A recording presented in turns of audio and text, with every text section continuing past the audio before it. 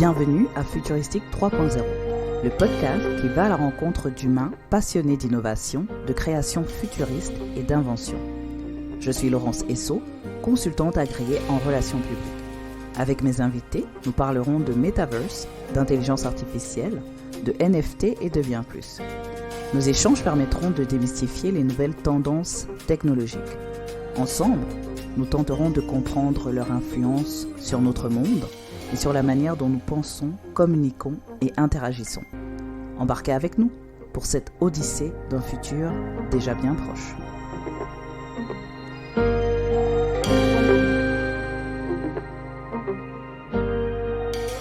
Bonjour Alfonso, merci d'avoir accepté de participer à ce podcast. Alors, il faut le dire, on se connaît très bien, on a travaillé ensemble en aéronautique et aujourd'hui tu as plus de 15 ans d'expérience en développement de produits, notamment dans cette industrie, mais aussi dans l'automobile et l'informatique. Tu es l'un des cofondateurs d'Atypic Labs, une start-up qui a pour mission de créer des expériences mémorables, des expériences qui vont faire jaser, comme on dit au Québec. Est-ce que tu voudrais nous parler un peu plus de toi ou d'Atypic Labs? Bonjour Laurence, d'abord je veux te remercier de m'avoir invité à ton podcast. Faire un bonjour à tout le monde qui nous entend.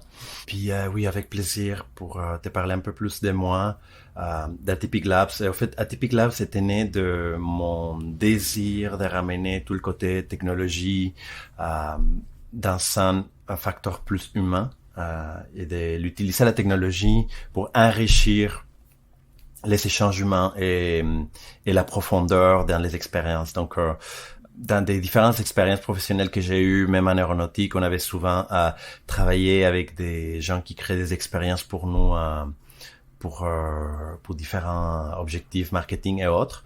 Et c'est quelque chose qui m'a toujours attiré, mais je sentais toujours qu'on pouvait faire des choses beaucoup plus intéressantes et beaucoup plus humaines avec la technologie.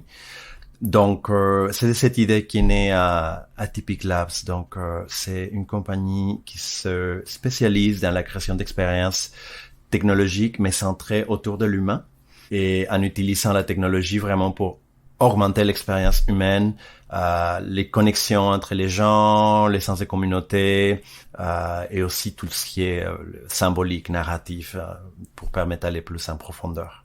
Et effectivement, parce qu'en parlant de connexion, tu as par exemple créé Agora, une plateforme évolutive pour des expériences virtuelles et hybrides. Et moi, je trouve qu'Agora se démarque de la plupart des plateformes d'événements que l'on connaît, notamment par son design, son approche ludique, sa fluidité. Pourrais-tu nous dire d'où est venue l'idée d'une telle plateforme? Que cherchez-vous à réaliser, ton équipe et toi?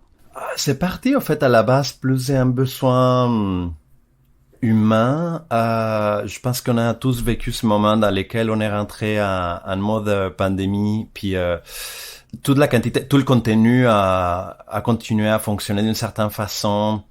Il y avait des événements virtuels, entre guillemets, dans lesquels on recevait des diffusions de tout ce qu'on faisait, mais on s'est rendu compte assez rapidement que c'était pas très satisfaisant.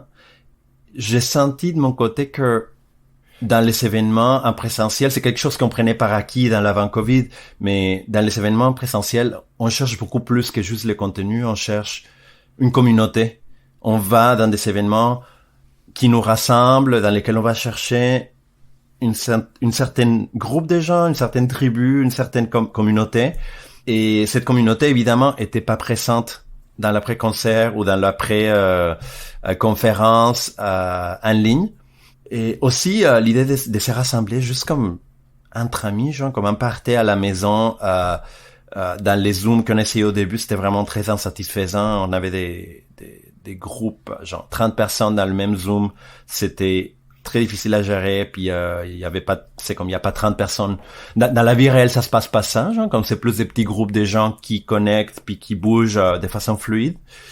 Donc, Agora, le premier prototype, c'était vraiment parti pour connecter des amis ou connecter des communautés que j'aimais. Et avant de me rendre compte, c'était devenu comme un projet qui a commencé à voler tout seul parce que c'était un besoin vraiment criant de l'humanité dans cette année. Donc, c'est quelque chose qui a vraiment pris son élan un peu tout seul. Ça a pris un très bel élan parce qu'aujourd'hui, la plateforme est très en demande, beaucoup plus dans les milieux VIP, par exemple, ou artistiques, et différentes institutions de prestige. Ce qui me paraît quand même tout naturel vu ta proximité avec ce milieu. Mais en même temps, est-ce que c'est principalement cette industrie que tu ciblais? Est-ce que Agora serait la plateforme pour des événements plus glamour? Est-ce que c'est comme ça que tu vois Agora? Je pense que le besoin principal, c'est les gens qui ont besoin d'avoir des connexions importantes et profondes en ligne.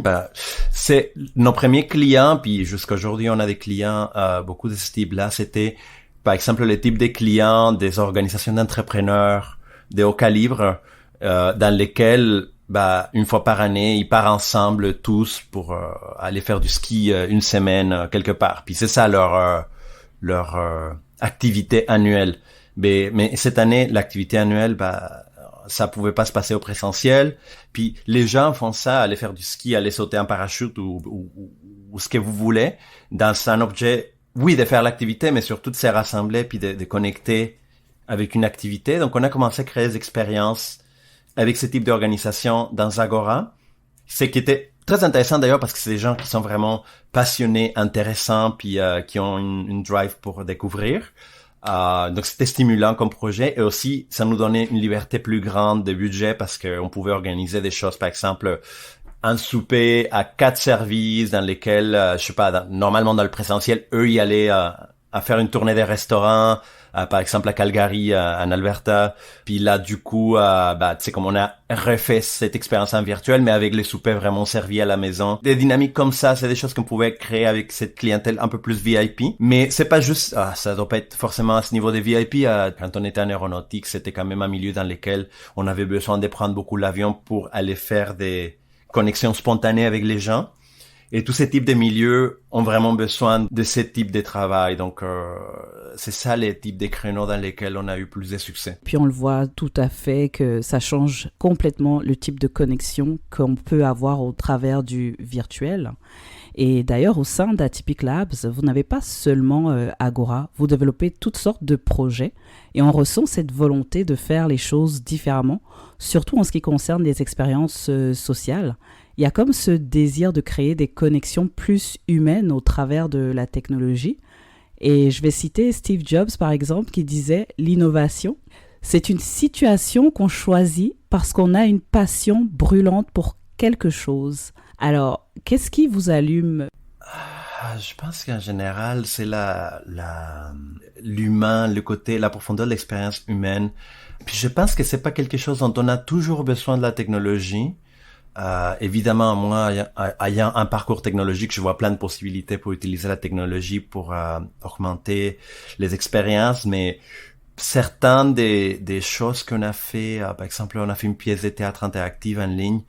Le premier prototype était 100% présentiel avec zéro technologie, avec c'était plus comme une chasse au trésor mélangée avec du théâtre, avec des comédiens. J'aime beaucoup le côté symbolique, vraiment aller dans la profondeur, dans les transformatifs, créer des expériences qui transforment. Et tout ça, quand on utilise la technologie, mon objectif, c'est que les gens soient tellement plongés dans l'expérience, dans la connexion humaine, dans la narrative, que ils oublient la technologie. Donc la technologie devient juste comme une couche de magie qui se rajoute pour immerser les gens.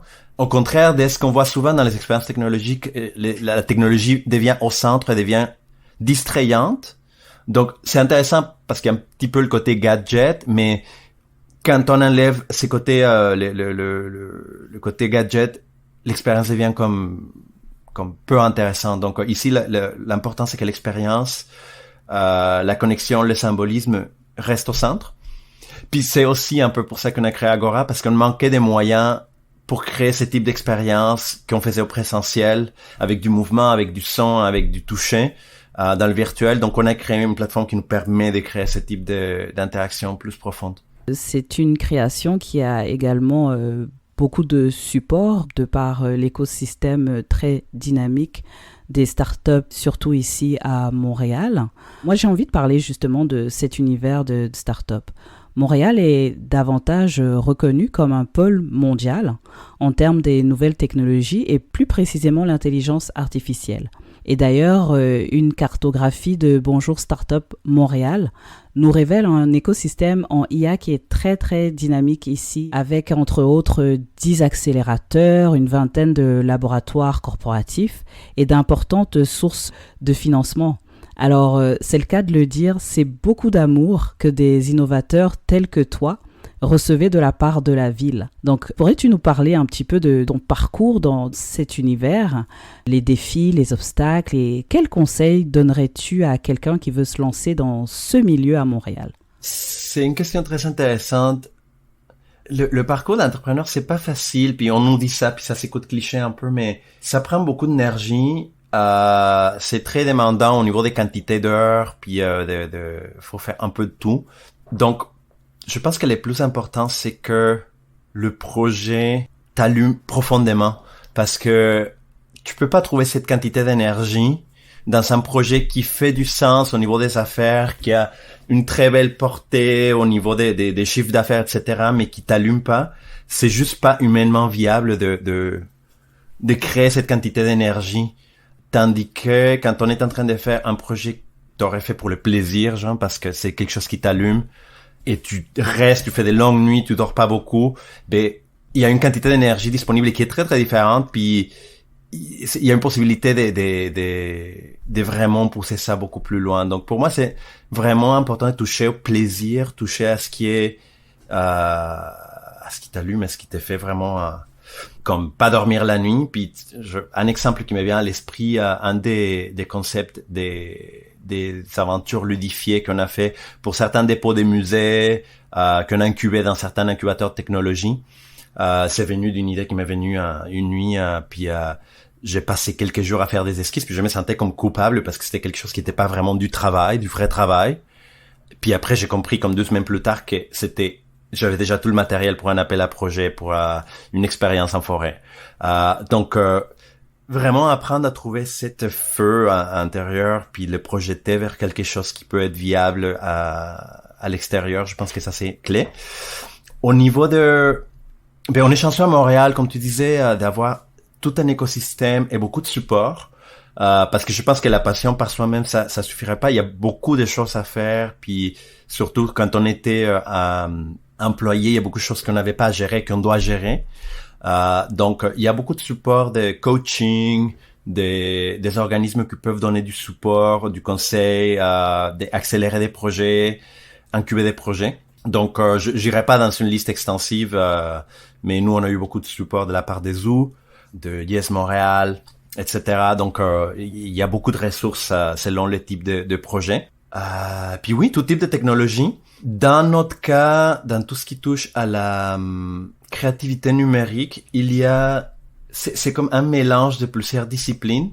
C'est pas toujours facile, dans le sens que c'est difficile pour les organismes plus classiques de comprendre ce qu'on fait, puis on a du mal à cocher toutes les cases. Puis d'ailleurs, au Forum Numix, que c'est le rassemblement des industries de la créativité numérique, qui s'est tenu d'ailleurs chez Agora, une des conclusions qui est venue souvent des plus gros joueurs, des plus petits joueurs et de toutes sortes de joueurs, c'est que oui, on avait beaucoup de demandes d'innover, par exemple pour la COVID, de tous ces organismes, mais fallait innover tant qu'on rentre dans les boîtes classiques. Donc c'est un peu comme contre-intuitif parce que oui, ce que vous faites, c'est exactement pourquoi on a créé cette bourse, mais ça rentre pas dans la case 32 et 33 de la demande, donc on peut pas vous accepter. Donc il y a une volonté de tous ces organismes de se moderniser puis de s'ouvrir, mais il y a encore du travail à faire là-dessus. Puis je pense que pas mal tous les organismes les reconnaissent, puis c'est un consensus de notre industrie dans la créativité numérique. Il y a beaucoup d'industries qui sont beaucoup plus ont beaucoup plus de supports directs, comme par exemple ce que tu viens de dire, l'intelligence artificielle, ce type de projet. C'est sûr que ça, c'est comme vraiment un niche à eux, puis c'est une autre game. Oui, tout à fait. Et puis on le sait, que les nouvelles technologies, ça va vraiment vite. Et d'ailleurs, le rapport 2019 de Mary Meeker de la Silicon Valley le soulignait. Donc il s'agit d'un rapport annuel sur les nouvelles tendances du numérique et les nouvelles technologies considéré comme l'un des plus influents et très attendus par les passionnés et les investisseurs de ces industries. Alors, cette publication nous confirme que les innovations en technologie avancent vraiment à une vitesse tellement folle que l'humain a du mal à rattraper le rythme. Ce qui nous amène à nous dire, c'est bien beau l'innovation, la technologie, mais quelle est finalement notre place dans tout ça et comment est-ce qu'on s'assure de rattraper le train en marche? Qu'est-ce que toi tu dirais par exemple à ceux qui commencent à se sentir essoufflés? Mais ça peut être étourdissant, puis malheureusement, beaucoup de technologies qui sont développées plus avec une idée de profit que de progrès humain. Donc souvent, on finit en tant qu'individu à être instrumentalisé par la technologie ou pris un peu en otage plus que mis dans le potentiel maximum. Je pense que pour les individus, ça rend vraiment une idée de faire des choix conscients puis faire contact avec avec leur corps, avec comment ils se sentent et comment ces technologies font sentir. Par exemple, si quelqu'un commence à se sentir angoissé avec son téléphone, voir pourquoi, puis il y a peut-être trop de notifications qui sont ouvertes, puis aller faire des choix conscients au niveau de, ok, c'est quoi les notifications dont j'ai vraiment besoin? Est-ce que je dois gérer mes amis pour dire comme, écoutez, si vous voulez des réponses rapides, écrivez-moi ici. Si vous voulez des réponses plus lentes, écrivez-moi ou partagez des trucs pour les phones ou des ressources, envoyez-moi ça plutôt ailleurs. Genre, il y a toute une réflexion à faire, même si vous pensez à Facebook, on peut prendre, tout ce que Facebook nous lance, un peu comme du junk food, où on peut vraiment prendre le soin de faire une curation, un filtre de ce que la technologie est en train de nous donner. C'est pas toujours facile, puis les systèmes sont pas toujours faits justement pour nous permettre de faire ça, mais je pense que c'est important de au moins avoir en tête de faire des choix conscients par rapport à ce qu'on reçoit de la technologie, puis que ça reste aligné avec notre humanité. Oui, alors en quelque sorte, tu nous apprends à faire la part des choses. Sachant que tu baignes donc dans cet univers, l'innovation, les nouvelles technologies, etc., est-ce que tu peux nous parler de quelques innovations qui t'ont vraiment marqué récemment et comment penses-tu qu'elles vont changer notre monde? Moi, je tripe sur beaucoup de choses, donc c'est un peu difficile à faire des choix, mais je pense que j'aime pas beaucoup tout ce qui est réalité augmentée, souvent parce que ça met un écran devant toi. Mais je pense que quand on arrive à avoir des lunettes de réalité augmentée performantes, accessibles, ça va être vraiment intéressant. Qu'on commence à voir ce qu'on appelle la réalité mixte, qui consiste à voir la réalité réelle avec nos yeux et voir une couche de réalité augmentée par-dessus. Donc ça peut être super intéressant pour créer des histoires, pour faciliter certaines tâches. On n'est pas encore rendu là, mais ça s'en vient. Quelque chose qui m'a fait personnellement triper beaucoup, c'était les véhicules personnels électriques, genre comme il y a plein qui sont très gadgets, mais j'avais un skateboard, une planche à roulettes électrique, des premiers prototypes qui sont sortis à l'époque. Et puis je trouve ça encore incroyable qu'on puisse aller à telle vitesse dans un véhicule si petit, monter des côtes à 40 km/h, j'en sais, c'est vraiment incroyable. Puis je pense que il y a une possibilité de changer la façon comme on fait la mobilité dans les villes. Donc il y a encore des questions à régler au niveau de la régulation, puis certains aspects, mais je pense que ça peut être aussi très intéressant pour le futur. Et puis comme ça, je peux continuer pendant longtemps, Laurence. Donc, faut que tu m'arrêtes à un moment donné. Oui, j'en suis certain, et c'est vraiment très passionnant de t'entendre parler de technologie. C'est vraiment rafraîchissant aussi, ton approche. Et comme on le sait aussi, ta plateforme connaît un certain succès auprès d'un marché spécifique. Alors moi, je serais intéressée de savoir si tu aurais un commentaire de l'un de tes clients qui révèle l'impact de ta plateforme en fait sur l'événementiel. Quelque chose qui t'a confirmé que tu étais dans la bonne direction avec Agora. Quelque chose qui revient très souvent, puis que moi, ça me fait vraiment plaisir, genre, quand les gens me disent ça, je me sens vraiment bien de sentir que ça répond à notre mission. Souvent, je peux te dire, peut-être au moins la moitié des événements qu'on fait, il y a quelqu'un qui m'appelle quand on fait le débrief, puis il me dit que les gens ont vraiment trippé, que les gens envoyaient plein de messages pour dire que c'était la meilleure expérience qu'ils ont fait en ligne. Mais surtout, les gens disent beaucoup, après faire des expériences chez Agora, qu'ils se sentent très énergisés, genre qu'ils se sentent électriques après l'expérience. Même si, des fois, les gens restent des fois après la conférence dans le côté plus réseautage pendant des heures, genre 2-3 heures, puis souvent c'est au-delà l'heure de fermeture officielle de l'événement, puis les gens viennent me voir comme hey, est-ce qu'on peut rester un peu plus, genre comme, puis ça c'est complètement le contraste opposé par rapport à ce qui se passe dans les événements en ce moment, genre, puis la fameuse fatigue Zoom dans lesquelles genre les gens se sentent vraiment épuisés avec l'écran. Je pense que oui, en effet, l'écran ça sera jamais comme le présentiel, puis ça se veut pas être comme le présentiel, mais je pense que plus que l'écran, puis souvent les gens pensent que c'est la fatigue des yeux, etc. Je pense que la fatigue Zoom, c'est la même fatigue que vous avez quand vous êtes dans un meeting au présentiel avec 7-8 personnes dans lesquelles vous n'avez pas vraiment de quelque chose à apporter dans le meeting et vous vous sentez comme pris en otage pendant 1 heure de temps. Vous pouvez pas partir de la salle, vous pouvez rien faire d'autre, vous avez pas vraiment quelque chose à faire, puis je pense que c'est je sais pas, après ce type de meeting au présentiel, on sort épuisé, genre, comme on sort vraiment fatigué, puis je pense que c'est la même fatigue que la fatigue Zoom.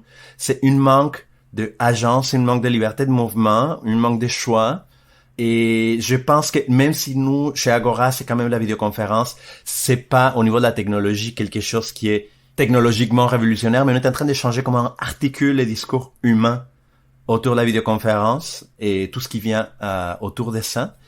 Et ça fait toute la différence. Et ça revient au point dans lequel je parlais de humaniser les technologies. Il y a beaucoup de technologies qui sont fantastiques, qui sont là dehors, mais il y a beaucoup de technologies qui ont des gros potentiels, mais qui n'ont pas encore touché à l'humain. Puis je pense qu'il y a un travail immense à faire là-dessus. Oui, et c'est justement le sujet de ma prochaine question, parce que j'aimerais ça parler du futur. Je voudrais surtout parler en fait de la pensée futuriste. Selon Stephen Dupont, qui est un futuriste et relationniste, développer une pensée futuriste, c'est entre autres pouvoir imaginer notre futur dans 5 à 100 ans, avoir le courage de poser les questions que personne n'ose poser, ou encore anticiper la possibilité d'un futur négatif tout en plaidant pour du positif. Donc moi, Alfonso, je vais te demander maintenant de te mettre à la place d'un futuriste, d'essayer d'imaginer notre monde en 2030. Et que vois-tu en ce qui concerne nos interactions, nos façons de nous connecter et de communiquer? C'est une très bonne question. Je pense qu'aujourd'hui, on a le luxe et aujourd'hui un peu, puis je pense que c'est quelque chose qui va s'en venir de pouvoir connecter avec des gens un peu partout dans le monde, mais c'est très décousu. On peut parler, oui, on peut appeler quelqu'un au Japon, mais il n'y a pas d'essence de vraie communauté en ligne. Puis je pense que beaucoup de ce qu'on fait, des activités qu'on fait au présentiel aujourd'hui sont autour de certaines communautés, mais il y a comme une masse critique pour créer cet espace où on trouve des gens vraiment qui nous rassemblent. Je pense que dans un futur, on va être capable de trouver ce type d'espace autour d'une communauté, dans un espace hybride qui mélange présentiel et le virtuel, d'une façon qui soit très connectée avec l'humain et dans lesquels on puisse vraiment rentrer dans une profondeur des interactions. Ça serait peut-être avec la réalité augmentée, justement, avec la réalité mixte, puis qui nous permettra vraiment d'aller dans la profondeur de ce qui nous passionne. Et je sais pas, je pense que vous, avec qui je parle en ce moment, puis les gens qui nous écoutent, on a tous touché à cette passion, cette partie de notre vie dans laquelle on aimerait ça, trouver des gens qui s'identifient avec ce type qui résonnent avec ce type de passion, ce type de désir.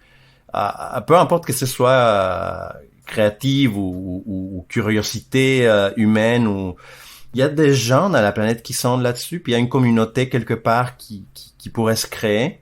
Et des fois, c'est pas dans notre ville, surtout les gens qui, tu sais, à Montréal, on est chanceux d'avoir un peu n'importe quoi, mais il y a des grandes villes dans lesquelles c'est beaucoup plus homogène, puis il manque beaucoup de choix qu'on a ici, même si c'est des villes plus grandes.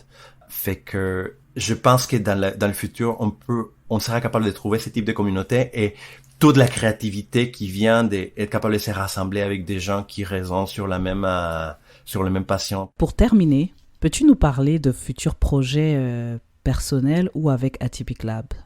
Oui, certainement. Il y a beaucoup de projets dans mon radar, mais il y a un projet qui me tient beaucoup à cœur. J'ai envie de créer un espace physique, je l'imagine dans une forêt ou dans un beau bâtiment historique, que c'est comme une espèce d'aventure incarnée dans laquelle on est vraiment dans notre corps et dans lesquelles il y a des installations interactives qui réagissent à où l'on est dans une histoire. Donc, c'est facile à raconter comme si c'était une histoire. On se rappelle tous quand dans notre enfance, les livres dont vous êtes l'héros, où selon le choix, on va à une page, une autre, puis l'histoire change.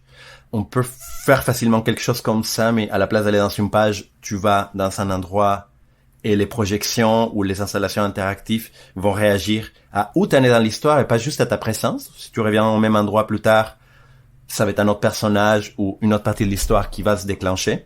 Mais ça, c'est juste la partie simple. On est rendu à un point dans lequel on peut créer des expériences qui sont personnalisées pour chacun des participants et qu'on est accompagné pas uniquement dans notre désir narratif, mais aussi dans une aventure qui nous sort un petit peu de notre zone de confort. Donc, je vois un espace dans lequel, puis en ce moment, je l'imagine comme si, mettons, cet axe de développement personnel. Souvent, dans les escape rooms, dans les jeux d'évasion, on va beaucoup dans le mental, dans les logiques. Mais on peut parler aussi des qualités de présence. C'est qu'on pourrait développer avec des exercices un peu plus méditatifs qui peuvent être ingrainés dans le narratif. On peut parler aussi de capacité d'intimité. Genre, par exemple, il y a quelqu'un qui peut trouver terriblement terrifiant de faire contact visuel avec quelqu'un pour 20 secondes. Puis il y a quelqu'un qui peut être très à l'aise avec ça.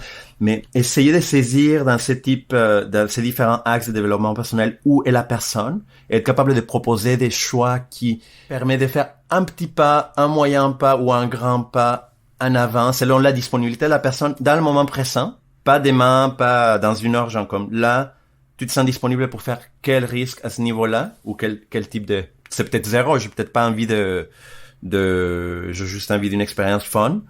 Mais ouais, vraiment permettre les gens de décider où est-ce qu'ils peuvent aller et qu'ils sortent de là, pas juste avec une expérience qui était entertaining, comme divertissante, mais avec quelque chose qui les a fait grandir comme personne, selon leur disponibilité. Et ça va être vraiment intéressant de suivre Atypic Lab de très près dans les prochaines années parce que je trouve que tu viens avec une vision vraiment particulière des technologies et puis c'est vraiment très généreux de ta part de nous partager cela. Donc pour terminer, je vais vraiment te remercier. Merci encore de m'avoir accordé ton temps, c'est très apprécié. Au plaisir de se reparler bientôt, peut-être de technologie ou autre chose. On verra bien. Mais merci Alfonso. Merci à toi Laurent. Je suis honoré d'être invité à faire partie de cette discussion. Et merci à tous les gens qui se sont connectés, qui nous écoutent pour avoir passé un petit moment avec nous. Merci, à la prochaine. À la prochaine. Merci d'avoir écouté Futuristique 3.0. Si cet épisode vous a plu, n'hésitez pas à en parler autour de vous, à mettre des commentaires et surtout à le repartager sur vos réseaux sociaux. Restez à l'affût du prochain épisode sur toutes les plateformes d'écoute et suivez-moi, Laurence Esso, sur LinkedIn et Twitter. À bientôt!